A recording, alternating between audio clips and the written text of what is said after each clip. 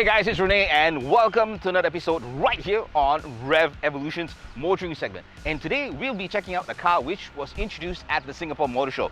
It's the all-new Citroen e-C4X electric. Right folks, before we jump into the rest of the car's information, things like the exterior and interior, a little bit of information about the e-C4X electric. First of all, it takes its design cues from the e-C4, which is its ICE sibling or internal combustion engine sibling. And as Citroen calls it, it has the elegance of a fastback and an attitude of a sedan. And there's some really good news for those of you living in Singapore. If you're planning on buying this car, it sits in the category A segment and it's the very first European car to do so when it comes to EVs.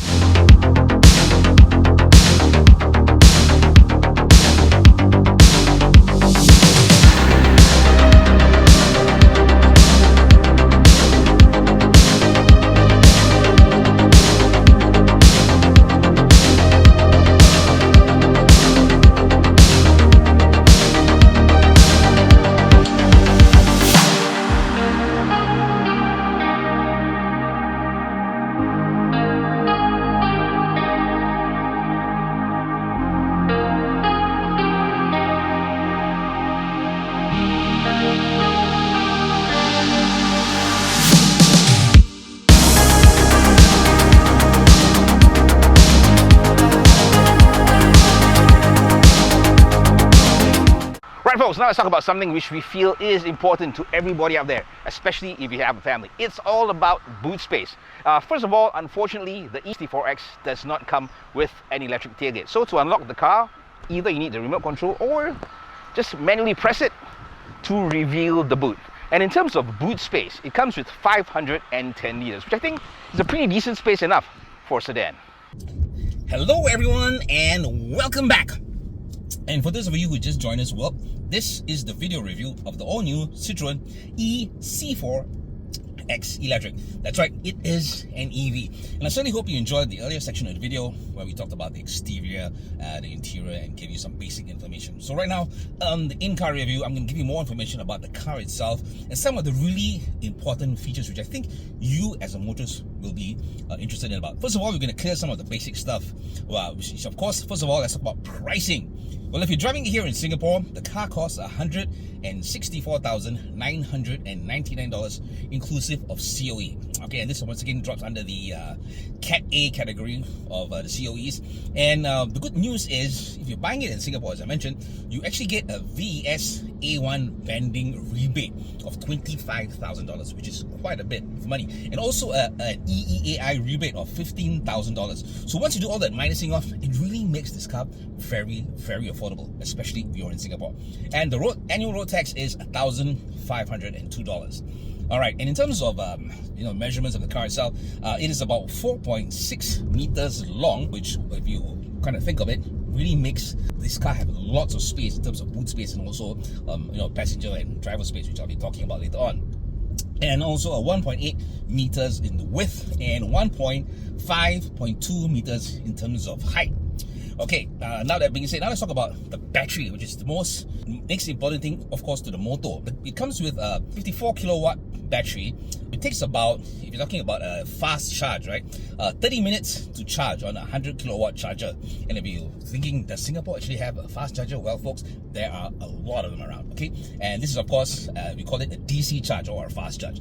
Or if you're putting it on a normal AC charger, it'll take you about 7 hours to get it charged, which is of course then again called a slow charger.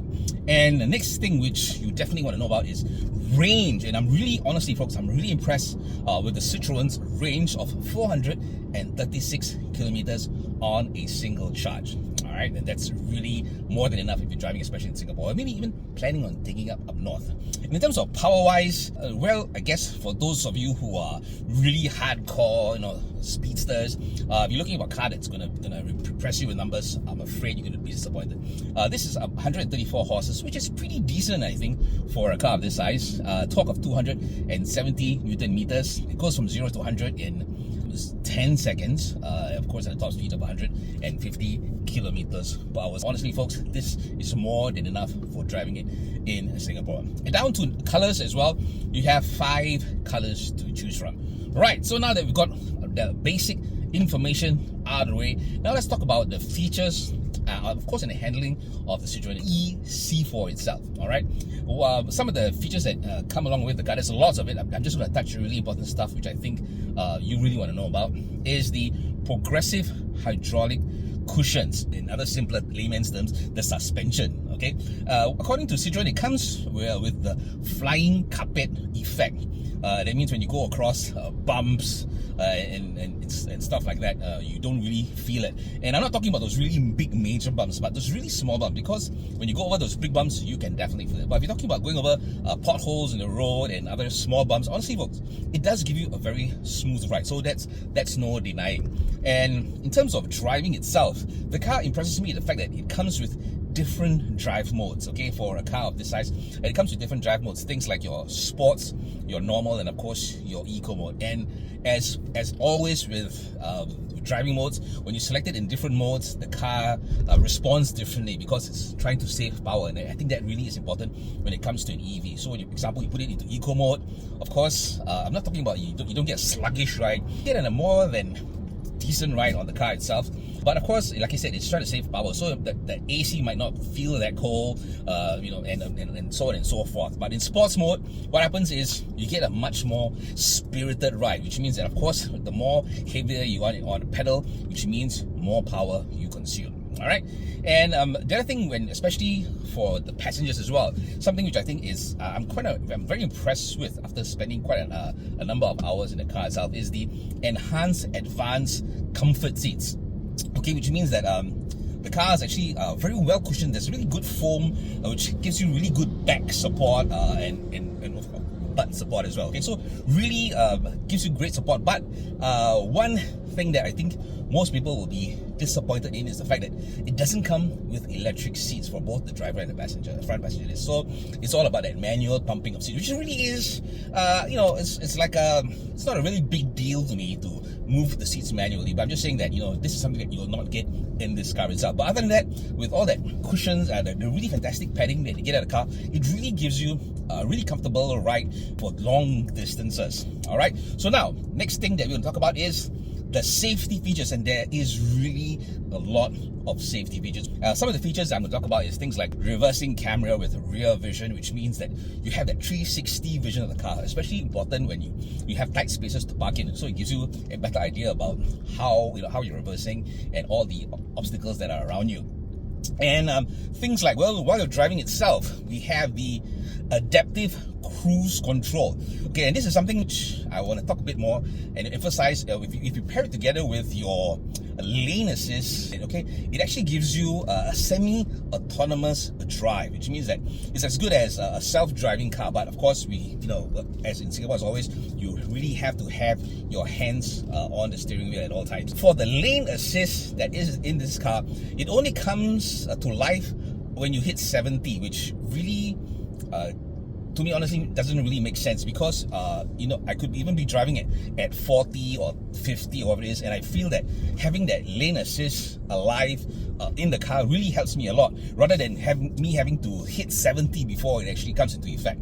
Okay, so that's just one of the cons that I have about this car, the fact that the lane assist should be alive at any speed whenever you drive. Okay, it shouldn't just come alive only when you hit 70. And it also comes with the intelligent beam headlights, which means that, example, you're driving on a road and if it sees that it's very dark, the lights will actually do a high beam by itself, and if it sees a car in front, it will actually do a low beam. So that's what I mean by intelligent beam system.